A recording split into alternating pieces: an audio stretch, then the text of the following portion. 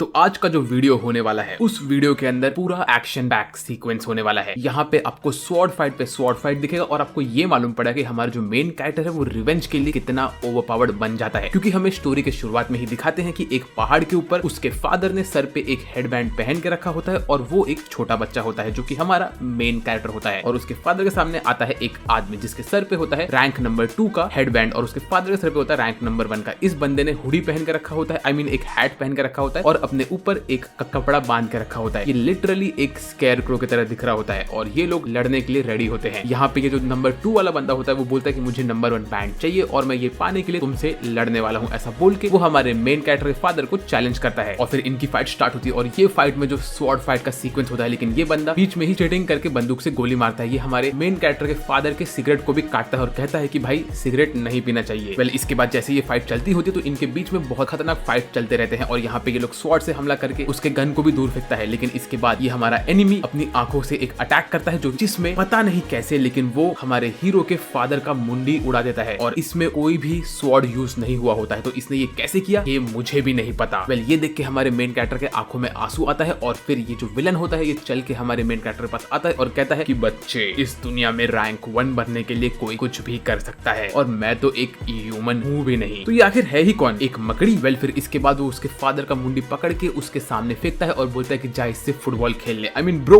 तू कितना बैडएस है। और फिर ये नंबर 1 का हेडबैंड अपने टकले पे पहन के यहाँ से निकलता है और बोलता है कि ओए छोटू सुन, अगर तुझे रिवेंज चाहिए तो तू आके मुझसे लड़ सकता है। ऐसा बोल के वो यहाँ से निकल लेता है। लेकिन भाई जरा देखो ये हेडबैंड कितना लंबा है, इतना लंबा हेडबैंड कौन बनाता है? कम से कम ये 10 से 20 मीटर का हेडबैंड होगा। ये बंदा अगर भागने लगा और किसी ने इसके हेडबैंड के ऊपर पैर रख दिया तो ये बंदे की टोपी तो उड़ जाएगी यार। और फिर ये देख के हमारे हीरो के पास होता है रैंक नंबर 2 का हेडबैंड। फिर उसके बाद वो एक अंधेरी रात में बहुत सारे लोगों के बीच में खड़ा होता है और वो सब लोग इसको चैलेंज कर रहे होते, बोल रहे होते कि हमें रैंक नंबर 2 का हेडबैंड चाहिए और इसीलिए हम तुमसे लड़ने वाले हैं। वेल अभी मैं आपको बताता हूँ कि इसमें रैंक 1 और रैंक 2 हेडबैंड की क्या स्पेशलिटी है। इस दुनिया में जिस भी बंदे के पास रैंक 1 का हेडबैंड होगा वो एक तरह से भगवान माना जाता है इस पूरे एनिमे का, उसको गॉड का स्टेटस मिलता है। और जिसके पास रैंक 2 का हेडबैंड होगा सिर्फ वही बंदा रैंक 1 के हेडबैंड को चैलेंज कर सकता है और सारे के सारे नॉर्मल लोग रैंक 2 वाले बंदे को चैलेंज कर सकते हैं। तो एक तरह से जो रैंक 2 का बंदा है उसकी जिंदगी एक हेल की तरह होती है, क्योंकि हर दिन हर वक्त उसको कोई ना कोई चैलेंज कर सकता है। बट रैंक 1 वाला बंदा आराम से चिल मार सकता है क्योंकि उसको सिर्फ रैंक 2 का बंदा चैलेंज कर सकता है। और एक तरह से रैंक 1 वाला बंदा पूरे वर्ल्ड में रैंक 1 का पावरफुल आदमी होता है और रैंक 2 वाला बंदा रैंक 2 का पावरफुल आदमी होता है। वेल इसके बाद यहाँ पे सारे के सारे गुंडे लोग हमारे हीरो पे अटैक करने के लिए आगे बढ़ते हैं और वो लोग हमारे हीरो को प्रोवोक कर रहे होते हैं कि भाई चल तू हमसे लड़ और हेडबैंड नंबर 2 हमको दे दे। ऐसा बोल के सब अपने स्वॉर्ड बाहर निकालते हैं और आगे बढ़ते हैं। लेकिन हमारा हीरो एफ्रो ये अपने स्वॉर्ड को लेके अपने स्टांस में खड़ा होता है और वो सिंगल हैंडेडली यहाँ पे सब लोग के अटैक को डिफ्लेक्ट करता है। उसके ऊपर बंदूक से गोलियां पड़ती है, लोग अपने स्वॉर्ड से मारते हैं, लेकिन ये बंदा तो भाई इनको काटता रहता है, पीटता रहता है और सबको खत्म कर रहा होता है। यहाँ पे एक सीन मुझे बहुत हंसी आई थी क्योंकि इसमें से किसी बंदे ने अपना स्पीयर मारा हमारे एफ्रो को और वो सब उसके बालों में घुस गए। आई मीन ब्रो ये क्या है? इसका ये मतलब है कि भाई तुम्हें आर्मर वार्मर पहनने की जरूरत नहीं है, बस अपने बाल एक चिड़िया के घोंसले की तरह बड़े कर लो तो उससे तुम तुम्हारे एनिमी के अटैक को डॉज कर सकते हो कैसे तो भी, क्योंकि इसके जितने भी सारे एनिमी है वो सब के सब टकले हैं। तो टकलों को तो ये भाई उड़ाते जा रहा है, ये लोगों का गला काट रहा है, किसी का हाथ काट रहा है, पैर काट रहा है, सबका सबको खत्म कर जा रहा है। और ये सब चीज एक बंदा दूर से अपने कैमरा में देख रहा होता है और वो हमारे एफ्रो के हेडबैंड को देख रहा होता है। इसके बाद हमें अगले सीन में दिखाते हैं कि एफ्रो ने यहाँ पे सबको मार दिया होता है और सिगरेट पी रहा होता है। तभी एक बंदा खड़ा होकर बोलता है कि तुम इतने खतरनाक कैसे हो, हमें तो बस ये रैंक 2 का हेडबैंड चाहिए, तो जो हमने सुन के रखा था तुम एक रियल डीमन से कम नहीं हो। ऐसा बोल के वो अपनी जान छोड़ के वहां पे गिर जाता है। फिर इसके बाद एफ्रो मस्त आगे बढ़ता रहता है और यहाँ पे ये जो आदमी उसको कैमरा से देख रहा होता है वो अपने जेब से फोन निकाल के अपने टीम मेंबर्स को बताता है कि एफ्रो के पास अभी भी रैंक 2 का हेडबैंड है और वो सही में सबसे खतरनाक बंदा है। वेल इसके बाद हमें दिखाते हैं कि एफ्रो के पीछे उसके जैसा दिखने वाला एक और बंदा होता है जिसके बाल व्हाइट कलर के होते हैं, तो मैं इसको व्हाइट एफ्रो बोलूंगा और हमारे मेन कैरेक्टर को मैं एफ्रो बोलने वाला हूँ। बाय द वे अगर आप लोग को नहीं पता कि एफ्रो मतलब क्या होता है तो वो बोलते हैं इस टाइप के हेयर स्टाइल को, जो कि एक चिड़िया के घोंसले की तरह हेयर स्टाइल होती है, उसको असल में एफ्रो बोलते हैं। वेल फिर इसके बाद हमारा व्हाइट एफ्रो हमारे मेन बंदे के साथ बहुत सारी मस्ती करता है और ये लोग आगे बढ़ते रहते हैं। फिर ऐसे ही हमें अगले सीन में दिखाते हैं कि यहाँ पे एक गाँव के अंदर एक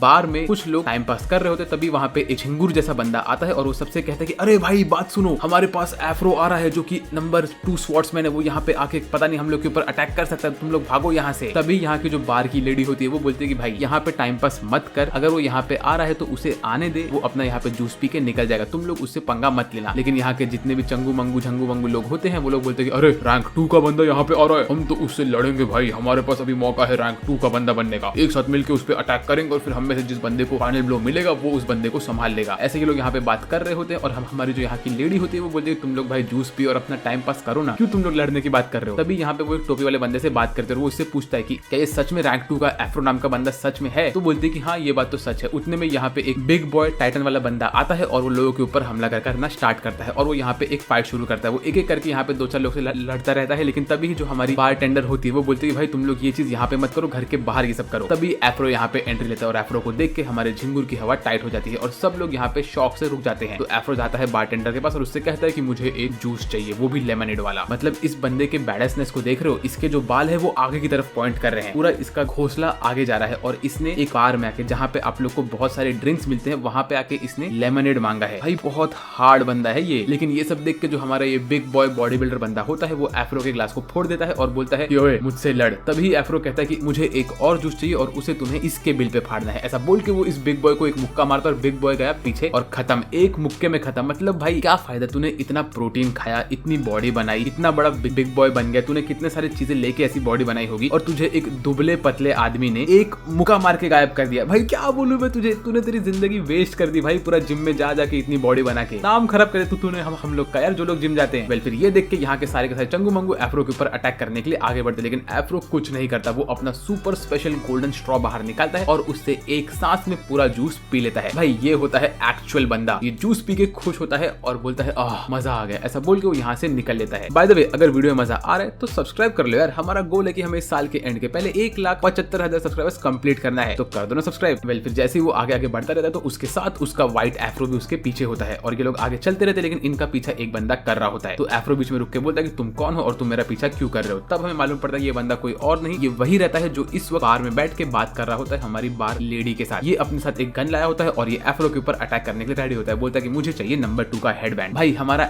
एफ्रो बंदा 2 मिनट के लिए भी शांत नहीं बैठ पा रहा है, लोग इसके ऊपर हमले पे हमला करते जा रहे हैं। फिर ये गन वाला बंदा हमारे हीरो के ऊपर मल्टीपल एरोस मारता है और उसके साथ साथ वो ग्रेनेड भी फेंकता है। हमारा एफ्रो इन सबको रोकता रहता है अपने स्वॉर्ड से और वो तो भाई इसको इतना सिंपल दिखाता है कि भाई मैं क्या ही बोलूं। तो ये देख के ये बंदा मल्टीपल गोलियां और मारता है, लेकिन तभी ही एफ्रो हवा से कूदता है और वो एक सिंगल स्लाइस में इस बंदे के मुंडी को आधे में काट देता है। भाई क्या बैडएस बंदा है ये एफ्रो, लिटरली इसने आधे फाइट में तो अपनी आंखें तक नहीं खोली थी। और फिर इसको मारने के बाद एफ्रो अपने व्हाइट बॉय से बात करके यहाँ से निकलता रहता है, लेकिन तभी हमें दिखाते हैं कि छत के ऊपर बैठे होते हैं बहुत सारे बूढ़े लोग, जिसमें से एक आदमी का सर लिटरली एक कद्दू की तरह दिखता है। भाई इतना बड़ा सर कैसा है इस आदमी का। ये अपने फोन से बात करके दोस्तों को बोल रहा होता है कि हमारा एक ब्रदर खत्म हो चुका है, तो हम अभी ब्रदर नंबर 6 और 7 को यहाँ पे भेजने वाले हैं। तभी हमें मालूम पड़ता है कि जो कद्दू वाला बंदा है उसके टकले पे एक नंबर का टैटू बना होता है और उसी नंबर से अपने दोस्तों से बात कर रहा होता है। मीनवेल यहाँ पे एक सीक्रेट एरिया में ब्रदर नंबर 5, ब्रदर नंबर 4 और ऐसे सब लोग बैठे होते हैं। उसमें से एक भाई के पास गोल्डन हाथ होता है और यहाँ पे जितने भी ब्रदर्स होते हैं इन सबका टकला इतना बड़ा कैसे होता है। क्या इन लोगों ने पूरे के पूरे इंसाइक्लोपीडिया को पढ़ के रख लिया, इन लोग को डिक्शनरी का हर एक वर्ड पता है। भाई इतना इन लोग का दिमाग बड़ा है, ये लोग तो बिग ब्रेन को भी बिग ब्रेन करते हैं। आई मीन अगर आप लोग ने मेगा माइंड वाला सीरीज देखा है तो ये बंदे का सर मेगा माइंड से भी ज्यादा बड़ा है। भाई इतना बड़ा टकला कैसे लेके घूम रहे हैं लोग। वेल उसके बाद जो इनमें से बीच में एक बंदा बैठा होता है उसके बगल में होती है एक और लड़की जो कि उसको किस कर रही होती है। आई मीन भाई तुम क्या कर रहे हो, ये सब तुम बूढ़े हो गए हो, तुम्हारा ये सब करने का टाइम नहीं है। वेल फिर इसके बाद ये सोने वाले हाथ वाला बंदा बोलता है कि हमें हमारे सारे ब्रदर्स को भेज के एफ्रो को मारना है और रैंक 2 का हेडबैंड यहाँ पे लेके आना है। फिर सब लोग यहाँ पे प्रेयर करते हैं, सारे के सारे इनके ब्रदर, और सबके पास कोई ना कोई नंबर उनके सर के ऊपर होता है। क्या तो किसी के टोपी के ऊपर नंबर होता है, नहीं तो किसी ने टैटू बनाया होता है उस नंबर का, और ये लोग एक दूसरे को नंबर से ही बुला रहे होते हैं। यहाँ पे सारे के सारे नंबर बॉयज एकदम से रेडी अप होते हैं। फिर हमें दिखाते हैं कि यहाँ पे बहुत सारे लोग को ये सब चैलेंज आता है, जिसमें से एक होती है एक लड़की जो अपने फोन में देख रही होती है, फिर होती है डीमंस की एक आर्मी जो तैयार होती है एफ्रो से लड़ने के लिए। मीनवेल एक साइंटिस्ट वाला बंदा जो कि एक कॉकरोच के सूट के अंदर बैठा होता है वो भी यहाँ पे कुछ कर रहा होता है। और फिर गोल्डन बॉय बोलता है कि अब हम एफ्रो को खत्म करेंगे और रैंक 2 का हेडबैंड अपने पास लेके आएंगे। वेल इसके बाद हमें अगले सीन में दिखाते हैं कि एफ्रो यहाँ पे अपने व्हाइट एफ्रो के साथ चल के मस्त जा रहा होता है और सिगरेट पी रहा होता है। लेकिन उसी वक्त एफ्रो के बहुत जोर से झटका लगता है, तो हम को मालूम पड़ता है कि यहाँ पे क्या हुआ। तो हमें दिखता है कि एफ्रो का पेट हल्का सा कट गया होता है, क्योंकि जो इसका पहले वाला ओपोनेंट था उसने इसको एक तीर मार दिया होता है। तो ये मौके का फायदा उठा के नंबर 2 के बगल में जो बिग बॉय होता है बॉडी बिल्डर चैड बंदा, ये जंप मारता है एफ्रो के ऊपर अटैक करने के लिए, और इसका नंबर होता है नंबर 6 क्योंकि इसके टोपी के ऊपर लिखा हुआ रहता है। वेल फिर इसके बाद हमारा व्हाइट एफ्रो नंबर 6 को देख के बोलता है कि अभी तुम हमारे दोस्त के ऊपर हमला नहीं कर सकते, उसकी हालत खराब है, कि तो चीटिंग है, तुम्हें मर्दों की तरह लड़ना चाहिए और हर एक फेयर गेम खेलना चाहिए। लेकिन नंबर 6 अपनी लाल आंखें दिखाता है। इसका ये मतलब है कि ये बंदा भी एक ह्यूमन नहीं है, ये या तो कोई डीमन है या तो कोई रोबोट है। और ये अपने पीछे वाले बैग में से एक आरपीजी बाहर निकालता है। मतलब भाई तू क्या पबजी खेल रहा है, यहाँ पे वो बंदा बेचारा स्वॉर्ड से लड़ रहा है, लेकिन नहीं, तुमको तो भाई आरपीजी से खेलना है, तुम्हारे पहले जो बंदा है उसको क्रॉसबो से खेलना है। तुम लोग यार स्वॉर्ड फाइट फाइट करो ना तुम लोग, यार ये बंदे की क्यों वाट लगा रहे हो। और ये आरपीजी छोड़ता है हंसते हंसते हमारे एफ्रो के ऊपर, लेकिन एफ्रो जो कि एक absolute sigma male giga chad mad lad है, वो लिटरली अपने स्वॉर्ड से इस आरपीजी के रॉकेट को 2 पार्ट में काट देता है। भाई खत्म, मैं तो इस बंदे का फैन हो गया हूँ। इसकी हालत खराब थी 2 सेकंड पहले तक, ये खड़ा नहीं हो पा रहा, लेकिन इसने घूम के एक आरपीजी को काट दिया। आई मीन आरपीजी के रॉकेट को, आरपीजी को नहीं, मैं थोड़ा दिमाग मेरा काम नहीं कर रहा है, I am sorry boys and girls. लेकिन ये सब देख के तो भाई ये लोग जो स्माइल देते हैं एकदम विलन वाली, और यहाँ पे हर एक चीज फटने लगता है और हमारा हीरो नीचे गिर रहा होता है। तभी हमें उसका फ्लैशबैक दिखाते हैं कैसे बचपन में जब उसके फादर के डेथ के बाद उसने नंबर 2 का हेडबैंड लिया होता है उस डीमन के पास से, तो उसने वो हेडबैंड खुद के पास रखा होता है। उसके बाद वो भाग रहा होता है और बहुत सारे लोग उसका पीछा कर रहे होते हैं और उससे कह रहे होते हैं कि ओए चिंटू ये हेडबैंड हमको दे दे, देख इस बारिश में तू भीग रहा है और तू हेडबैंड की वाट लगा रहा है, तो हमें ये हेडबैंड दे दे और यहाँ से चुपचाप निकल जा। वेल मैंने आपको अब तक ये नहीं बताया कि जिस बंदे के पास नंबर 1 का हेडबैंड होता है उसको क्या स्पेशलिटी मिलती है, क्योंकि ये चीज थोड़ा एनिमे के अंदर लेट रिवील होती है, इसीलिए मैं इसको बाद में बताऊंगा आप लोग को। लेकिन यहाँ पे हमारा एफ्रो इन लोग को नंबर 2 का हेडबैंड नहीं देता है और वो अपना स्वॉर्ड बाहर निकालता है, जो कि असल में होता है एक बड़ा सा स्वॉर्ड जो कि उसके हाइट के डबल हाइट का होता है। भाई मतलब ये बंदा वो स्वॉर्ड कैसे कैरी कर रहा है। मुझे इसके लिए बुरा तो लग रहा है कि 100 मिनट पहले इसके फादर की डेथ हो गई और यहाँ पे 3-4 नमूने आके इसको हमला कर रहे हैं। भाई तुम लोग एक छोटे 3 साल के बच्चे को मार रहे हो, कुछ तो शर्म करो। लेकिन सच बोलो तो भाई इन सब नमूनों का चेहरा देख के मुझे लगता नहीं कि क्या लोगों ने कभी शर्म किया होगा। ये लोग लिटरली एफ्रो के पास से उसके फादर का मुंडी उठाते हैं और बोलते हैं कि देखो भाई ये अपने पिताजी का मुंडी लेके घूम रहा है, क्या तुझे फुटबॉल खेलना है क्या चिंटू। ऐसे बोल के वो लोग बेचारे छोटू एफ्रो को मारते हैं बहुत, और उसको दूर फेंकने के बाद उसका स्वॉर्ड भी वहीं पे छोड़ देते हैं और छोटे एफ्रो की बहुत बेकार हालत हो गई होती है। और उसके बाद वो लोग वो हेडबैंड लेके वहां से निकल लेते हैं। फिर हमें अगले सीन में दिखाते हैं कि यहाँ पे रियल वर्ल्ड में रियल टाइम में एक लड़की हमारे एफ्रो की ऊपर बैंडेज लगा रही होती है और उसकी तबीयत ठीक कर रही होती है, और शायद से ये लड़की एफ्रो को पहले से ही जानती है, क्योंकि हमें दिखाते हैं फ्लैशबैक में यहाँ पे एक छोटी बच्ची और तो और एक छोटा बच्चा घूम रहे होते हैं एक सेंचुरी के पास, आई मीन श्राइन के पास, जहाँ पे उनका मास्टर पूजा कर रहा होता है। वहाँ पे इन लोग को दिखता है एफ्रो की बॉडी, तो ये लोग एफ्रो को लेके जाते हैं यहाँ पे अपने मास्टर के पास और उनसे कहते हैं कि ये बच्चे की हालत बहुत खराब है। उसमें से एक लड़की के पास एक टेडी बेयर होता है। फिर इसके बाद इनका मास्टर बोलता है कि इसे तुम लोग अंदर लेके चलो। मीनवेल हमें दिखाई दे कि प्रेजेंट टाइम में एफ्रो उठ जाता है और वो खड़ा होकर बैठता है। तो यहाँ पे जो एक लड़की होती है वो बहुत ही सुंदर होती है, वो एफ्रो को बोलती है कि तुम्हारी बॉडी अभी तक ठीक नहीं हुई है तो तुम्हें थोड़ा और रेस्ट करना चाहिए। तो एफ्रो उससे कहता है ठीक है मैं यहाँ पे 1-2 दिन और रुकता हूँ। ऐसा बोल के वो एफ्रो को सुलाती है और वहां से निकल लेती है। लेकिन भाई एफ्रो के पूरे बॉडी के ऊपर हर जगह बैंडेज लगे हुए होते हैं और ये लड़की एफ्रो को अभी भी देख रही है। तो ये लड़की आखिर है कौन एफ्रो की। लेकिन तभी आता है एफ्रो का व्हाइट एफ्रो। ये बंदा मुझे बहुत अजीब लग रहा है, क्या ये सच में एग्जिस्ट भी करता है, क्योंकि ये हर बार तब आ रहा है जब एफ्रो के आसपास जो भी बंदा वो उसके ऊपर ध्यान नहीं दे रहा है। हमेशा जब एफ्रो अकेला होता है तभी ये बंदा आता है। वेल उसके बाद हमें वापस से फ्लैशबैक दिखाते हैं जहाँ पे एफ्रो अपने बचपन में बुरी हालत में होता है और वहाँ पे उसके मास्टर और बाकी सब लोगों ने उसके ऊपर बैंडेज लगाया होता है और वो लोग उससे कहते हैं कि अब से तुम भी एक ऑर्फिन हो और तुम हमारे साथ रहोगे, हमने तुम्हें अडॉप्ट करके रखा है और हम तुम्हें स्ट्रॉन्ग बनाएंगे। फिर उनके मास्टर उन लोग से खेती कराते हैं और हमारा एफ्रो यहाँ पे श्राइन में बैठा होता है पूजा करते हुए। तो उसके पीछे जो छोटी बच्ची होती है वो उसको चेयर अप करने के लिए हेल्प करती है। इसके बाद रियल वर्ल्ड में एफ्रो बैठ के मछली खा रहा होता है और उसके ऊपर जो व्हाइट एफ्रो होता है वो उससे मस्ती कर रहा होता है। मीनवेल हमें दिखाते हैं कि यहाँ पे ये लड़की बाहर कपड़े धो रही होती है और उसके पीछे एक डीमन उसका ध्यान दे रहा होता है पता नहीं। और यहाँ पे जो व्हाइट एफ्रो होता है वो उससे कहता है कि भाई लड़की कितनी ब्यूटीफुल है, तू उसे सेट कर ले, उससे शादी कर ले वगैरह वगैरह। जो सब सुन के एफ्रो हल्का सा गुस्सा आता है। तो एफ्रो खड़ा होता है, अपना चॉपस्टिक्स आगे करता है और बोलता है कि ओए सफेद मैं तुझे खत्म कर सकता हूँ। ये सुन के यहाँ से व्हाइट एफ्रो भाग लेता है। मीनवेल हमें वापस से फ्लैशबैक दिखाते हैं जहाँ पे बचपन में सारे बच्चे मस्त खाना खा रहे होते हैं, लेकिन एफ्रो अभी भी शॉक में होता है उसके फादर के डेथ पे। तो यहाँ पे ये छोटी बच्ची उसका हेल्प करती है उसको ठीक करने में, लेकिन एफ्रो इतना ध्यान नहीं देता। तो वो धीरे धीरे करके खाना खा रहा होता है और उसका मास्टर उसे देख रहा होता है। फिर सब बच्चे जाते हैं मछली पकड़ने, जहाँ पे जो ये हमारा सबसे बड़ा वाला लड़का होता है वो सबसे अच्छा मछली पकड़ता है और सबको बोलता है कि अब हम खाना खा सकते हैं, हम चारों लोग इसको बांटेंगे। तभी एफ्रो बोलता है कि 4 नहीं 6 हो गए ना हम लोग। तो ये सुन के सब बच्चे हंसते और बोलते हैं फाइनली एफ्रो तुम ठीक हो गए हो और तुम हमसे बात कर रहे हो। तो ऐसे ही सब लोग मस्त खुश होते हैं, सब बच्चे खुशी की अपनी जिंदगी जी रहे होते हैं। फिर ये फ्लैशबैक वापस से खत्म होता है। रियल वर्ल्ड में लड़की एफ्रो के पास जाती है, उससे कहती है कि मुझे तुम्हारे बॉडी पे मलहम लगाना है। ऐसा बोल के वो एफ्रो के बॉडी पे मलहम लगाते और कहते हैं कि तुम्हारी बॉडी बहुत चेंज हो गई है पहले से। तो इसका ये मतलब तो कंफर्म है कि ये जो बंदी है ये एफ्रो के बचपन से उसको जानती है। तो मुझे इतना लग रहा है कि जो ये छोटी बच्ची गुड़िया वाली है वही ये लड़की है जो अभी बड़ी हो गई है। फिर इसके बाद एफ्रो बाकी बच्चों के साथ अपनी ट्रेनिंग करता है स्वॉर्ड फाइटिंग का और सब कुछ सीख रहा होता है। मीनवेल फिर शाम के टाइम पे एफ्रो अपने बचपन में अपने दोस्त के साथ जा रहा होता है शहर में खाना बेचने के लिए। वहाँ पे उसको कुछ लोग से सुनाई पड़ता है कि नंबर 2 जो है वो यहाँ पे आसपास में है। तो फिर कुछ टाइम के बाद एफ्रो निकलता है एक स्वॉर्ड लेके और वो यहाँ पे मसाज सेंटर के अंदर घुसता है जहाँ पे ये वाला बंदा जिसने नंबर 2 की बात की होती है वो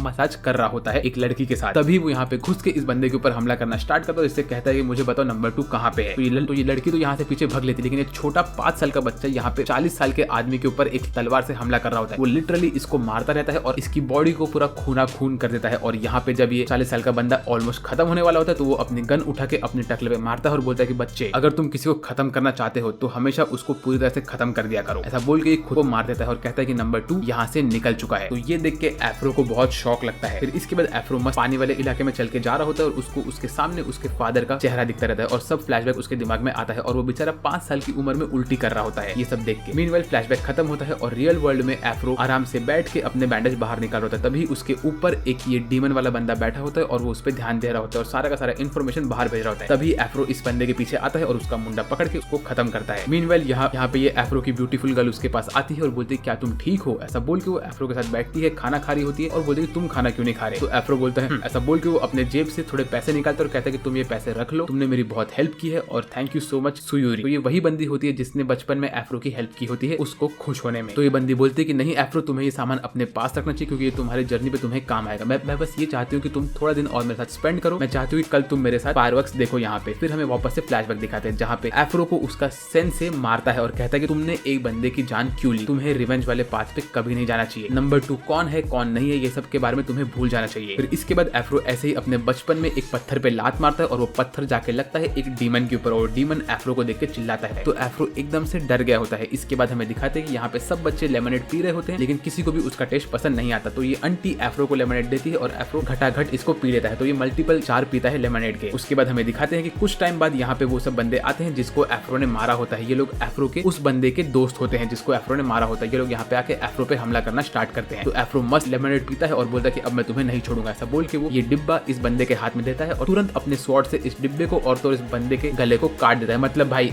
एफ्रो 5-6 साल की उम्र में इतना ओपी हो चुका है। इसने एक ग्रोन मैन को जो कि इस वक्त मसाज नहीं करवा रहा था लेकिन अपना स्वॉर्ड लेके रेडी था उसको मार दिया। भाई एफ्रो बहुत ओपी है। फिर ये अपने मुंह से लेमनेड थूकता है इन लोग के ऊपर, धड़ाधड़ इनको मारना स्टार्ट करता है। अकेला बंदा यहाँ पे 4-5 लोग को मार रहा होता है लेकिन तभी यहाँ पे एक बंदा एफ्रो को पकड़ता है और दूसरा बंदा आके एफ्रो के ऊपर हमला करने ही वाला होता है। तभी ये जो चमगादड़ जैसे दिखने वाला बंदा होता है जो कछुए जैसा भी होता है वो हल्का सा नीचे होता है क्योंकि एफ्रो ने उसके पैर पे मारा होता है और उसी के दोस्त ने उसको मार दिया होता है। इसके बाद यहाँ के बंदे लोग एफ्रो पे हमला करते हैं। तब तक एफ्रो के दोस्त लोग आते हैं यहाँ पे और वो एफ्रो का हेल्प करते हैं। फिर सब लोग मिलकर यहाँ के सारे गुंडों को मारना स्टार्ट करते हैं। लेकिन उतने में इसमें से एक बंदा तलवार लेके एफ्रो के मुंडी पे उसको रखता है और उसको खत्म कर रहा होता है। तभी यहाँ पे खड़ा होता है ये एफ्रो का दोस्त और वो अपने स्पीयर से इस बंदे के कान को काट देता है। फिर ये बंदा गुस्से में खड़ा होता है उसको मारने के लिए लेकिन एफ्रो पीछे घूम के तलवार से इस बंदे को भी मार देता है। भाई ये सब लोग जो कि कम से कम 40 साल के होंगे, इन लोगों ने इनकी जिंदगी सिर्फ स्वॉर्ड फाइटिंग में निकाली है और इन लोगों ने मार खाया 5 से 7 साल के बच्चों से। भाई जितना इन बच्चों की उम्र नहीं है उसका 3 गुना तो इन लोग के पास एक्सपीरियंस होगा लेकिन नहीं, इन लोगों ने बच्चों से मार खा के मर गए। लालत है भाई तुम लोग पे, तुम लोग खुद को कभी सैमुराई मत बोलना प्लीज। फिर एफ्रो इसको मारने के बाद इससे पूछता है कि नंबर 2 कहाँ पे है मुझे बता। तो ये कहता है नंबर 2 जहाँ पे भी हो वो तुम्हारे बहुत पास में है बेटा। और ये सब चीज वो छोटी बच्ची दूर से देख रही होती है। फिर हमें दिखाते हैं कि रात के टाइम पे हमारा एफ्रो जंगल में अपना स्वॉर्ड फाइट कर रहा होता है और तभी ये लड़की नहा रही होती है एक फाउंटेन में जहाँ पे हमें ये मालूम पड़ता है कि उसके पीठ पे एक बहुत बड़ा सा स्कार होता है और वो नहाते हुए किसी से फोन पे बात कर रही होती है। वो उससे कहती है कि हाँ मेरा ध्यान है उस बंदे के ऊपर, तुम टेंशन मत लो। लेकिन तभी एफ्रो ये सब सुन लेता है और वो इसको बोलता है कि अरे सॉरी मैं तुम्हें नहाते हुए देख लिया, ऐसा बोल के वो अपना मुंडी घुमाता है। लेकिन यहाँ पे एफ्रो हर एक चीज देख रहा होता है। फिर इसके बाद हमें ये मालूम पड़ता है कि असल में ये लड़की बात कर रही होती है मिस्टर गोल्डन हैंड्स के साथ और वो उसको इन्फॉर्मेशन दे रही होती है। फिर रात के टाइम पे एफ्रो ऐसे ही बैठा होता है और उसके बगल में उसका व्हाइट एफ्रो आता है। वो उससे कहता है कि भाई आज तो तूने उस लड़की को नहाते हुए भी देख लिया, तू उससे शादी क्यों नहीं कर लेता, उसको सेट कर ले और उसके साथ मसाज ले ले भाई, तुझे बहुत मजा आएगा। लेकिन एफ्रो बोलता है कि नहीं मुझे ये सब नहीं करना फिलहाल तो। इसके बाद हमें अगले सीन में दिखाते हैं कि एफ्रो और वो लड़की साथ में बैठ के लेमनेड पी रहे होते हैं और फायरवर्क्स देख रहे होते हैं। तभी वो लड़की उससे कहती है कि मुझे ये चीज बहुत पसंद है, ये फायरवर्क्स मुझे बहुत पसंद आते हैं। तो एफ्रो बोलता है हाँ मैं जानता हूँ। इसके बाद ये दोनों यहाँ पे कुछ और बातें करते हैं। तभी एफ्रो उसको बोलता है कि मुझे ईस्ट में जाना है, ऐसा बोल के वो अपने हाथ को आगे करता है। तो लड़की बोलती है कि नहीं ईस्ट इस साइड है। ऐसा करके वो एफ्रो के हाथ को पकड़ती है और फिर ये लोग किस करते हैं। उसके बाद ये लोग कुछ समय बाद रात को मसाज वसाज कर रहे होते हैं जो सब सीन में यहाँ पे ब्लर आउट करने वाला और मोस्टली आप लोग को नहीं दिखा सकता। वेल फिर इसके बाद जब इनका मसाज चल रहा होता है तभी एफ्रो के दिमाग में आता है उसका सब पहले का बैक स्टोरी, कैसे उसने बहुत सारे लोग को मारा होता है और ये सब किया होता है। मीनवाइल यहाँ पे ये सब लोग मास्क वाले बंदे जो कि डीमंस होते हैं वो लोग एफ्रो के पास आ रहे होते हैं। तभी हमें दिखाते हैं कि मसाज के बाद हमारी इस लड़की ने एफ्रो का सारा इन्फॉर्मेशन अपने हेयर पिन के अंदर लगा दिया होता है और वो अपने फोन में डाल के उसको भेज रही होती है आगे एफ्रो के फोन से और ऐसा करके वो एफ्रो के फोन को तोड़ देती है। लेकिन एफ्रो यहाँ पे खड़ा होता है इस बंदी के पीछे और बोलता है कि तुम क्या कर रही हो। ऐसा बोल के वो अपने स्वॉर्ड को आगे करता है और फटाक से भोग देता है अपने पीछे क्योंकि उसके पीछे ये ब्लैक वाला डीमन होता है। उस डीमन को मारने के बाद एफ्रो बोलता है कि ओए सुयूरी भाग यहाँ से। लेकिन तब तक यहाँ पे मल्टीपल ब्लैक डीमंस आते हैं तो हमारी सुयूरी एफ्रो का हेल्प करती है और इन डीमंस को मारने के लिए अटैक करती है। लेकिन उतने में जो यहाँ पे ये मिस्टर बुढ़ऊ आदमी होता है वो हमारी सुयूरी को छत के ऊपर से मार देता है और बोलता है कि नहीं तुम एक ट्रेटर हो, तुमने हमें धोखा दिया है। ऐसा बोल के वो सुयूरी को मार देता है और एफ्रो की बचपन की गर्लफ्रेंड यहाँ पे खत्म हो जाती है। तो आप लोग कमेंट में लिख सकते हो रेस्ट इन पीस एफ्रो की गर्लफ्रेंड। फिर इसके बाद ये ब्लैक डीमन यहाँ से चिप उठा के भाग रहा होता है लेकिन एफ्रो उसको नहीं छोड़ता है। उसके बाद ये पूरी एरिया फट जाती है है और यहाँ पे आग लग गया होता है। तो इन लोग के पास एफ्रो का इन्फॉर्मेशन नहीं होता है। उसके बाद एफ्रो अपनी गर्लफ्रेंड को उठा के यहाँ से बाहर निकल के जा रहा होता है, लेकिन हमें अगले सीन में दिखाते कि एफ्रो ने उसकी गर्लफ्रेंड को वहाँ पे छोड़ दिया होता है और वो अकेले इस जगह से जा रहा होता है अपने व्हाइट ब्रो के साथ, और जो उसका व्हाइट ब्रो होता है वो इस हेयर पिन को एफ्रो के बाल में लगा देता है। फिर इसके बाद हमें अगले सीन में दिखाते हैं कि हमारा एफ्रो वाला बंदा अपने व्हाइट एफ्रो बॉय के साथ एक नाव में बैठ के कहीं पे तो जा रहा होता है, और वहाँ पहुंचने के बाद वो पहुंच जाता है एकदम व्हाइट वाले इलाके में जहाँ पे हर एक चीज व्हाइट होती है, और यहाँ पे ये एकदम बैड एस तरीके से चल के आगे बढ़ रहा होता है पहाड़ों के बीच में और जंगल के पार। क्या ये निंजा हथौड़ी है? वेल तभी इसको एक बंदा अपने कैमरा से देख रहा होता है और वो पूरी तरह से फोकस इसके ऊपर करता है। इसके बाद हमें अगले सीन में दिखाते हैं यहाँ पे जो हमारा गोल्डन हाथ वाला बूढ़ा होता है वो सब लोग को बोलता है कि एफ्रो समुराई यहाँ पे आ रहा है तो हमें उसके ऊपर अटैक करना है। मीनवेल उसके बगल में यहाँ पे लड़कियां क्यों बैठी है मुझे नहीं पता। फिर ये बूढ़ा आदमी अपने पूरे गैंग के लोगों को बोलता है कि अभी हम सब ब्रदर्स मिलकर इसके ऊपर हमला करेंगे और नंबर 2 का बैच अपने पास लेके आएंगे चाहे कुछ भी हो जाए। ऐसा बोल के सब लोग रेडी होते हैं हमारे एफ्रो बॉय के ऊपर अटैक करने के। लेकिन उसके पहले ये लोग दिखाते हैं कि इन लोगों ने खुद ही एफ्रो बॉय के ऊपर जितना भी डेटा कलेक्ट किया है उससे बनाया है एक रोबोटिक एफ्रो जो कि सेम उसकी तरह दिखता है। और ये रोबो वाला एफ्रो यहाँ पे बाहर आता है जिसके पास सेम तलवार होती है, सेम हेयरबैंड होता है और हर एक चीज होता है, लेकिन ये बना होता है एक रोबोट का। तो इसको देख के यहाँ पे सारे के सारे ब्रदर्स बोलते हैं कि हम लोग इसको टेस्ट करेंगे। ऐसा बोल के ये लोग आगे बढ़ते हैं अपने चंगू मंगू को भेजने के लिए इसको टेस्ट करने के लिए। तो ये एफ्रो बंदा रेडी होता है इनके ऊपर अटैक करने के लिए, सारे के सारे नंबर वाले बॉयज रेडी होते हैं अपने बंदों को भेज के, लेकिन वो सब के सब एक झटके में ये रोबो एफ्रो के सामने खत्म हो जाते हैं क्योंकि ये बंदा उन सबको एक सिंगल स्लैश में मारता है। तो नंबर 6 आगे बढ़ता है इसके ऊपर अटैक करने के लिए। मीनवेल यहाँ पे हमारा असली एफ्रो चल के जा रहा होता है अपने व्हाइट बॉय के साथ और ये लोग पहुंचते हैं ब्रिज के पास जहाँ पे होता है रोबो एफ्रो। तो हमारा एफ्रो उसको देख के उसके पास जाता है अपना सिगरेट फेंक के, लेकिन हमारा व्हाइट एफ्रो उसको रोक रहा होता है, बोल रहा होता है कि तुम मत जाओ। बाय द वे आप लोग के लिए एक चैलेंज है, इस वीडियो के एंड में आपको मुझे कमेंट करके बताना कि मैंने इस वीडियो में कितनी बार एफ्रो ये वर्ड बोला है। ट्रस्ट मी मुझे लग रहा है कि मैंने 100 बार के ऊपर बोल दिया होगा। तो जैसे ही हमारा रियल एफ्रो नकली एफ्रो के पास पहुंचा दोनों अपने हाथ वाथ ऊपर करते हैं, अटैक वाले स्टैंड में आते हैं और दोनों रेडी होते हैं अटैक करने के लिए। और ये लोग लिटरली एक दूसरे को मैच कर रहे होते हैं और हमारा व्हाइट एफ्रो का तो दिमाग फट रहा होता है ये सब देख के। फिर इनकी फाइट स्टार्ट होती है कि लोग अपने स्वॉर्ड से हमला करते हैं एक दूसरे पे और हमारा रियल एफ्रो व्हाइट एफ्रो के आर पार जाता है, आई मीन फेक एफ्रो के आर पार, और इनकी फाइट चल रही होती है। लेकिन हमारा रियल एफ्रो इससे मार खा रहा होता है और उसके टकले से खून निकल रहा होता है जो देख के व्हाइट एफ्रो को टेंशन होता है। लेकिन मीनवेल यहाँ पे हमारे सब ओल्ड बॉयज गैंग के लोग मस्त खुश होते हैं, अपनी दाढ़ी को सेट कर रहे होते हैं। फिर इनकी फाइट लगातार चल रही होती है और बहुत घमासान युद्ध हो रहा होता है यहाँ पे। लेकिन भाई पता नहीं कैसे हमारा व्हाइट एफ्रो स्लिप होकर गिरने लगता है, तो हमारा ब्लैक एफ्रो के सर से खून निकलता है और वो खड़ा होता है रोबो के साथ लड़ने के लिए। दोनों बारिश के इसमें एकदम शोडाउन में आते हैं और एकदम सीरियसली एक दूसरे को देख रहे होते हैं। तभी हमारा मेन एफ्रो बॉय अपने स्वॉर्ड को नीचे रखता है और इसके अटैक को डॉज करता है। फिर ये जो रोबो एफ्रो होता है उसकी आंखें लाल चमकती है और वो एकदम गॉड स्पीड में अटैक करना स्टार्ट करता है। लेकिन हमारा व्हाइट एफ्रो उसके सारे अटैक को डॉज करके बीच में से उसके सर को फाड़ देता है। लेकिन पता नहीं क्यों ये वाला बंदा अभी भी डांस ही कर रहा है पीछे गाना सुन के। और फिर इसको हराने के बाद हमारा हीरो आगे बढ़ता है, लेकिन उतने में जो एनिमी टीम के लोग होते हैं वो लोग ये पूरे के पूरे ब्रिज को चला के फोड़ देते हैं, जिससे हमारा जो रोबो एफ्रो होता है वो तो नीचे गिर जाता है, लेकिन हमारा असली एफ्रो यहाँ से बच के आगे बढ़ जाता है। वेल इसके बाद हमें दिखाते हैं कि पानी के अंदर जो रोबो एफ्रो होता है उसके सिस्टम के अंदर कुछ न कुछ चेंजेस हो रहे होते हैं। मीनवेल हमारा असली एफ्रो यहाँ पे सारे के सारे ब्लैक बॉयज को मार के, जो कि ब्लैक मास्क वाले गैंग होते हैं, उन लोग को मार के आगे बढ़ता है एनिमी से लड़ने के लिए। वो इनके श्राइन के अंदर घुसा तो उसको दिखता है कि यहाँ पे वो गाना सुनने वाला बूढ़ा आदमी बैठ के पता नहीं क्या मस्त रैप गा रहा होता है और बोलता है कि वो सबसे बड़ा रैपर है। ऐसा बोल के वो यहाँ पे जूस बनाता है और बोलता है कि तुम जूस पी सकते हो। ऐसा बोल के वो अपना टकला जमीन पे रखता है। लेकिन हमारे एफ्रो बॉय को तो कुछ फर्क ही नहीं पड़ता, वो इसको छोड़ के इसके पीछे रूम में जाता है जहाँ पे नंबर 6 अपना डंडा लेके खड़ा होता है लड़ने के लिए। तो इनकी फाइट स्टार्ट होती है और हमारा एफ्रो इसके अटैक को पैरी करता है। उसके बाद वो इसके पास बढ़ता है और एक नेक्स्ट अटैक में हवा में जंप मार के आसमान से कूद के इसको आधे में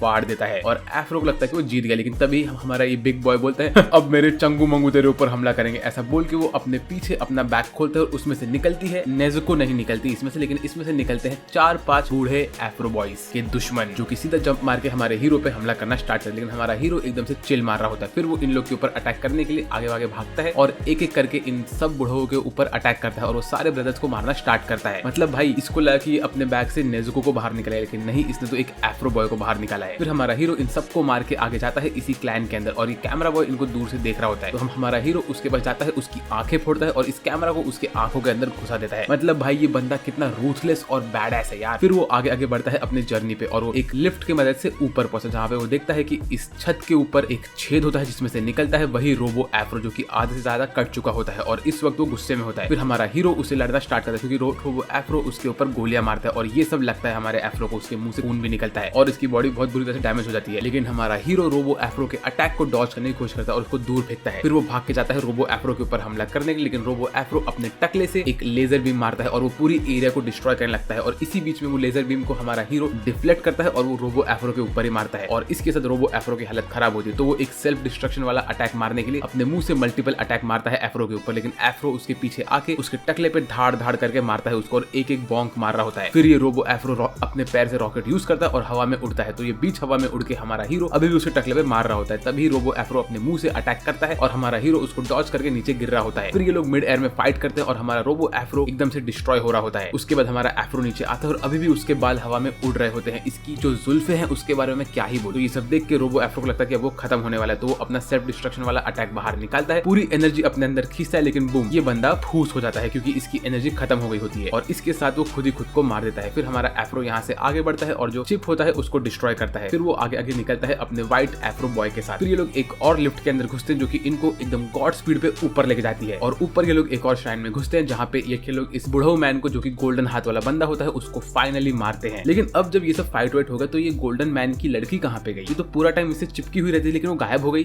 उसने इसको छोड़ के भाग गई वो। वेल, इसके बाद ये लोग वापस से बर्फीले इलाके में पहुंचे जहाँ पे इसको दिखता है कि एक टेडी बेयर वाला बंदा इसके सामने खड़ा होता है और ये लिटरली इस बंदे को देख के ना मुझे फोर्टनाइट की याद आ गई, क्योंकि फोर्टनाइट में एक पिंक बेयर का स्किन है जो कि सेम इसकी तरह दिखता है। आपको अभी स्क्रीन पे दिख रहा होगा वो स्किन। वेल, फिर ये बंदा हमारे हीरो को चैलेंज करता है, बोलता है कि तुमसे मुझे लड़ना है। तो हमारा हीरो अपना सिगरेट पीता है और बोलता है कि नहीं, लेकिन ये टेडी बेयर वाला बंदा उसके सामने खड़ा होता है और हमारा हीरो ऐसे ही खड़ा रहता है। फिर यहाँ पे बहुत लंबी चौड़ी बातें होती है। हमारा व्हाइट एफ्रो बॉय इसको ज्ञान की बात बांटता है, लेकिन हमारा हीरो कुछ नहीं करता, वो अपने स्वॉर्ड को नीचे रख के सिर्फ आगे बढ़ता है। तो ये जो टेडी बेयर होता है वो अपने दोनों स्वॉर्ड बाहर निकालता है और एफ्रो के ऊपर अटैक करने के लिए आगे बढ़ता है, लेकिन हमारा एफ्रो नॉर्मली खड़ा होता है, पता नहीं क्यों, लेकिन वो इसके ऊपर अटैक करने से खुद को रोक रहा होता है। तो ये टेडी आगे बढ़ता है और वो एफ्रो के ऊपर अटैक करना स्टार्ट करता है। एफ्रो उसके अटैक को सिर्फ डॉज करता है और एफ्रो का सिगरेट भी फट जाता है इसके बीच में, लेकिन एफ्रो इसके ऊपर बिल्कुल अटैक नहीं करता। तो एफ्रो यहाँ से भागने की कोशिश करता है, तो टेडी बेयर उसका पीछा करता है और उसके ऊपर मल्टीपल अटैक करता है। तो एफ्रो अपने स्वॉर्ड से खुद को रोकता है और उसके अटैक नहीं लगने देता। ऐसे करके वो श्राइन के एकदम टॉप पे पहुंच जाता है और ये बंदा उसको बोलता है कि एफ्रो मैं तुम्हें नहीं छोड़ूंगा, मैं तुमसे बदला लेकर आऊंगा और नंबर 2 का स्पॉट में तुमसे उठा लूंगा। लेकिन अभी भी एफ्रो छत के ऊपर पहुंचने के बाद भी इसके ऊपर अटैक नहीं करता। वो सीरियसली देख रहा होता है इसको, लेकिन इसके ऊपर अटैक नहीं करता। क्यों? क्योंकि मेरे को लगता है कि इन लोग के बीच में कोई ना कोई रिलेशनशिप है। फिर टेडी बेयर एफ्रो के ऊपर और अटैक करता है, लेकिन एफ्रो सबका सब सिर्फ ब्लॉक करता है और बिल्कुल भी काउंटर अटैक नहीं करता। फिर उसके बाद एफ्रो छत के ऊपर टकरा के नीचे गिरने लगता है और फिर हमारा जो टेडी बेयर होता है वो एफ्रो के मुंह पे अपना स्वॉर्ड रखता है और एफ्रो के पूरे सर से खून निकल रहा होता है। इसके बाद हमारा टेडी बेयर आगे बढ़ता है और बोलता है कि एफ्रो मैं तुम्हें खत्म करूंगा, ऐसा बोल के वो एक क्रॉस स्लैश मारने वाला होता है। और तभी हमें ये लोग एक फ्लैशबैक दिखाते हैं जहाँ पे हमें दिखाते हैं कि एफ्रो अपना ट्रेनिंग कर रहा होता है, यहाँ पे उनका मास्टर उनको ज्ञान बांट रहा होता है, हर एक चीज चल रही होती है। तभी एफ्रो थोड़ा सा बड़ा हो चुका होता है, अभी ये 10 से 15 साल की उम्र में होता है। तो इसके साथ जो यहाँ पे सबसे बड़ा लड़का होता है वो एफ्रो को अपना छोटा भाई समझता है और ये बंदा उस लड़की से भी बात करता है जो अभी खत्म हो चुकी है और वो उसको बोलता है कि देखो तुम टेंशन मत लो, इस पूरे डोजो को और मेरे सारे भाई बहनों को संभालने का जिम्मेदारी मेरे ऊपर है। किसी दिन मास्टर की उम्र हो जाएगी और उसके बाद मैं तुम सबको संभालूंगा, तुम्हें, एफ्रो को और सबको मैं, क्योंकि तुम सबका बड़ा भाई हूँ। तो मैं इस बंदे को बिग ब्रो बोलने वाला हूँ। तो बिग ब्रो यहाँ पे सब इन लोग को ज्ञान बांटता है और बोलता है कि तुम लोग को टेंशन लेने की कोई जरूरत नहीं है। फिर इसके बाद हमें दिखाते हैं कि यहाँ पे एफ्रो कुछ गुंडे लोग से लड़ रहा होता है, क्योंकि वो लोग नंबर 2 का बैज लेने के लिए आए होते हैं और उनसे कहा गया होता है कि नंबर 2 वाला बंदा इनके आसपास ही है। तो ये लोग अपनी टोपी निकाल के एफ्रो पे हमला करते हैं, लेकिन एफ्रो इन सबको डॉज करके इनके ऊपर अटैक करता है। तभी बिग ब्रो यहाँ पे आता है एफ्रो को बचाने के लिए। फिर बिग ब्रो और एफ्रो दोनों ही टीम अप करके इन सब लोग को मारना स्टार्ट करते हैं और वो लोग एक एक करके इन लोग को मार भी देते हैं। और ये वाला फाइट सीक्वेंस बहुत अमेजिंग होता है क्योंकि इसमें एफ्रो और बिग ब्रो का टीम वर्क बहुत अमेजिंग दिखता है। फिर इसके बाद एफ्रो और बिग ब्रो एक साथ बैठे होते हैं, ये लोग बात कर रहे होते हैं कि नंबर 2 कौन है और वो एफ्रो के लिए इतना इंपॉर्टेंट क्यों है। हमारा बिग ब्रो एफ्रो को बोलता है कि एफ्रो तुम ये बात छोड़ दो, नंबर 2 के बारे में भूल जाओ, तुम अभी हमारे फैमिली का हिस्सा हो और तुम भी सबके बड़े भाई ही हो, तो तुम्हें इन लोग का ध्यान देना चाहिए और फैमिली का ध्यान देना चाहिए। तो एफ्रो बोलता है कि हाँ ये बात तो सही है। इसके बाद सब लोग बैठ के फायरवर्क्स देख रहे होते, तभी लड़की बोलती है कि उसको फायरवर्क्स बहुत पसंद है। तो इससे तो कंफर्म हुआ कि वो जो लड़की जो अभी एफ्रो की गर्लफ्रेंड बनी थी वो यही थी एफ्रो की बहन। मतलब भाई ये सब क्या हो रहा है? ऑफ कोर्स ये उसकी एडॉप्टेड बहन है, असली बहन नहीं है। तभी हमारा बड़ा भाई बोलता है कि मैं बस चाहता हूँ कि हमारी फैमिली हमेशा ऐसे खुश रहे और मैं सबका ध्यान देता रहूं। लेकिन एफ्रो पता नहीं क्यों अपने बचपन में भी एकदम कम से कम 30-35 साल का बंदा दिखता है। उसके बाद हमें दिखाते हैं कि यहाँ पे रात के टाइम पे कुछ लोग लड़ रहे होते हैं और एक आदमी उनको मारता है। मीनवेल हमें अगले सीन में दिखाते हैं कि अगले दिन बच्चे जाते हैं गाँव के अंदर, तो वहाँ पे एक आदमी उससे कहता है कि जो तुम्हारा स्वॉर्ड मास्टर है शायद से वो नंबर 2 वाला बंदा है, क्योंकि उसके पास हेडबैंड नंबर 2 है, ऐसी अफवाह यहाँ पे फैल रही है, तो तुम लोग चेक कर लो। फिर हमें दिखाते हैं कि रात के टाइम पे सब लोग सो रहे होते हैं, तभी हमारा बिग ब्रो बाहर निकलता है और वो अपने मास्टर से पूछता है कि मास्टर क्या ये बात सच है कि आप नंबर 2 वाले बंदे हो, क्योंकि हमें ऐसी अफवाह सुनाई दे रही है। तो मास्टर बोलते हैं कि मैं इसके बारे में जवाब नहीं दे सकता हूँ। मीनवेल फिर हमें अगले सीन में दिखाते हैं कि इस दिन होता है ग्रेजुएशन दिन एफ्रो और बिग ब्रो का। तो उनके मास्टर उन दोनों को एक एक रियल स्वॉर्ड देते हैं और बोलते हैं कि तुम लोग अब मेरे जितने पावर लेवल पे पहुंच चुके हो, तो तुम लोग इस डोजो का ध्यान दे सकते हो और हमारी फैमिली का ध्यान दे सकते हो। तभी एफ्रो उनसे पूछता है कि मास्टर क्या आपके पास नंबर 2 वाला हेडबैंड है? तो मास्टर एफ्रो से कहते हैं कि एफ्रो तुम मुझे आज रात को इस पीपल के पेड़ के पास मिलना। फिर रात के समय एफ्रो चाहता है मास्टर से मिलने के लिए और मास्टर यहाँ पे नंबर 2 का हेडबैंड अपने सर पे पहन के बोलते हैं कि हाँ एफ्रो नंबर 2 का बंदा मैं ही हूँ और मैं ये चीज को छुपा रहा था क्योंकि मुझे ये नंबर 1 और नंबर 2 वाला पार्ट हमेशा के लिए खत्म करना था। लेकिन अब जब तुम्हें मेरा सच पता चल गया तो मैं तुम्हारे ऊपर ये छोड़ता हूँ। क्या तुम्हें रिवेंज लेना है कि अपने फैमिली को संभालना है, ये सब तुम्हारे ऊपर है। तो एफ्रो ये सब देख के एकदम से टेंशन में होता है और मास्टर उसके ऊपर स्वॉर्ड लेके खड़े होते हैं फाइट करने के लिए। तब तक यहाँ पे बाकी सारे बच्चे आते हैं और बोलते हैं कि सर ये सब क्या हो रहा है। उतने में यहाँ पे और गुंडे आते हैं जो कि नंबर 2 का बैंड लेने के लिए आए होते। तो मास्टर कहते हैं देखो एफ्रो, ये तुम्हारा एक लास्ट लेसन होने वाला है मेरे पास से। ये फाइट देख के तुम समझ जाओ कि नंबर 2 होना कितना बड़ा श्राप है और अगर तुम्हें नंबर 2 बनना है तो तुम्हें मुझसे लड़ना पड़ेगा। ऐसा बोल के मास्टर सब गुंडे लोग के ऊपर अटैक करना स्टार्ट करते हैं, उनको धड़ाधड़ काट रहे होते हैं। लेकिन ये गुंडे बहुत ज्यादा होते हैं तो ये लोग मास्टर को थोड़ा ओवर पावर करते हैं। तो उतने में हमारे सब बच्चे लोग भी यहाँ पे आते हैं मास्टर का हेल्प करने के लिए। और ये जो फाइट सीक्वेंस चलता है, मास्टर यहाँ पे बुरी तरह से घायल होते हैं लेकिन तो भी वो इन लोग को मार रहे होते हैं क्योंकि इनमें से कुछ लोग बच्चे लोग के ऊपर हमला करते हैं। इसी बीच में एफ्रो के 2-3 भाई बहनों की भी डेथ हो जाती है और यहाँ पे जो लड़की होती है वो रो रही होती है। हमारे आंखों के सामने बहुत से लोग मर रहे होते हैं, यहाँ तक कि जो हमारा बिग ब्रो होता है उसकी भी हालत बहुत खराब हो गई होती है। तो यहाँ पे सिर्फ एंड में बचता है एफ्रो और मास्टर। फिर एफ्रो अपने हाथ से बहुत सारे लोगों को मारता है और वो एंड में देखता है कि सिर्फ मास्टर यहाँ पे खड़े होते हैं नंबर 2 का हेडबैंड पहन के। तो सबका सब फ्लैशबैक एफ्रो के दिमाग में आता है और मास्टर बोलते हैं कि एफ्रो इस चीज को खत्म करते हैं। ऐसा बोल के मास्टर एफ्रो के पास जाते हैं तो एफ्रो गुस्से में जाता है और मास्टर के ऊपर हमला करके उनको मार देता है और मास्टर चुपचाप एफ्रो का फाइनल स्वॉर्ड का ब्लो खा लेते हैं। फिर इसके बाद एफ्रो नंबर 2 का बैंड लेता है और यहाँ से निकलने लगता है। तभी बिग ब्रो खड़ा होता है, बोलता है कि एफ्रो तुमने ये क्यों किया, तुम हमारे भाई थे लेकिन तुमने हमारे मास्टर को मार दिया, क्या तुम फैमिली को भूल चुके हो। तो एफ्रो कहता है कि नहीं, मैंने ये मेरे असली फादर के लिए किया है। जैसे ही हमारा बिग ब्रो ये सुनता है वैसे ही वो पीछे पीछे चलने लगता है और वो खाई से नीचे गिर जाता है। तो एफ्रो भाग के चाहता है बिग ब्रो को बचाने क्योंकि उसने बिग ब्रो को अपना भाई माना होता है। लेकिन तभी बिग ब्रो उससे कहता है कि मैं तुम्हें कभी माफ नहीं करूंगा। ऐसा बोल के वो खाई में कूद जाता है अपना हाथ छोड़ के। फिर इसके बाद हमें दिखाते हैं कि तभी यहाँ पे पैदा होता है एफ्रो का व्हाइट एफ्रो बॉय। तो मैं इतना समझ गया कि जो ये व्हाइट एफ्रो बॉय है वो असल में एग्जिस्ट नहीं करता है और वो सिर्फ एफ्रो का वहम है। फिर इसके बाद हमें दिखाते हैं कि रियल फाइट में एफ्रो टेडी बेयर से लड़ रहा होता है जो कि कोई और नहीं हमारा बिग ब्रो ही होता है। बिग ब्रो असल में एक मशीन के साथ बंधा हुआ होता है और वो यहाँ पे अपने कमांड दे रहा होता है इस टेडी बेयर बॉय को और उसने 2 स्वॉर्ड वील्ड किया होता है और वो एफ्रो से लड़ना स्टार्ट करता है। उतने ही बीच में हमारे टेडी बेयर बॉय का सारा टेडी बेयर का सूट खुलता है और हमें दिखता है कि जो बिग ब्रो होता है वो इसके अंदर बंद होता है और उसकी पूरी हालत खराब हो चुकी होती है। उसकी एक आंख लाल हो गई होती है और उसकी एक आंख से आंसू बह रहा होता है। तभी बिग ब्रो कहता है कि उस दिन के बाद से मैंने कभी रोना बंद नहीं किया क्योंकि मैं हमेशा से दुखी हो गया था कि मेरी फैमिली डिस्ट्रॉय हो रही है। ऐसा बोल के वो एफ्रो को बोलता है कि एफ्रो अब मुझे तुम्हें खत्म करना पड़ेगा तुम्हारे खुद के शांति के लिए। ऐसा बोल के वो एफ्रो के ऊपर अटैक करता है और वो कट करता है। लेकिन यहाँ पे जिसको वो कट करता है वो होता है एफ्रो का alter ego white Afro boy जो कि असल में एग्जिस्ट नहीं करता। तो यहाँ पे व्हाइट एफ्रो बॉय मर जाता है लेकिन वो असल में एग्जिस्ट ही नहीं करता। तो ये सब असल में एफ्रो को एक फ्लैशबैक देता है जिससे उसको समझता है कि जो उसका बड़ा भाई है उसको उसे मारना ही पड़ेगा किसी न किसी तरह से। और फिर व्हाइट एफ्रो बॉय यहाँ से गायब होता है उसको थोड़ा बहुत मोटिवेशन दे के एकदम ग्रीन कलर में। फिर यहाँ पे एफ्रो खड़ा होता है अपने स्वॉर्ड के साथ, तो बोलता है कि तुम मुझे नहीं हरा सकते क्योंकि तुम एक ड्यूल विल्डर हो लेकिन इस वक्त तुमने एक ही हाथ में स्वॉर्ड पकड़ा है। फिर इनकी फाइट वापस से स्टार्ट होती है। एफ्रो अपने भाई के ऊपर हमला करता है और ये लोग हर एक अटैक को डॉज करके लड़ रहे होते हैं। तभी इसके भाई का मैकेनिज्म शॉर्ट सर्किट होता है और उसमें से पर्पल कलर की लाइटनिंग निकल रही होती है। उसी वक्त हमें दिखाते हैं कि यहाँ पे ये कॉकरोच वाला बंदा इसको सब कमांड दे रहा होता है और बोल रहा होता है कि मैं तुम्हें बनाया है तो तुम्हें अभी एफ्रो के ऊपर अटैक करके वो हेडबैंड गायब करना है। फिर उसके बाद हमें फ्लैशबैक दिखाते हैं कि जब हमारा बिग ब्रो खाई में गिरा होता है तो वहाँ पे उसको इस कॉकरोच बॉय ने उठाया होता है। कॉकरोच बॉय और यहाँ पे वो लड़की भी होती है छोटी वाली बच्ची जो इसकी बहन होती है। इन लोग को कॉकरोच बॉय ने ठीक किया होता है और इन लोगों को पूरी तरह से ऑल्टर कर दिया होता है। इसी वजह से हमें पता चलेगा कि कैसे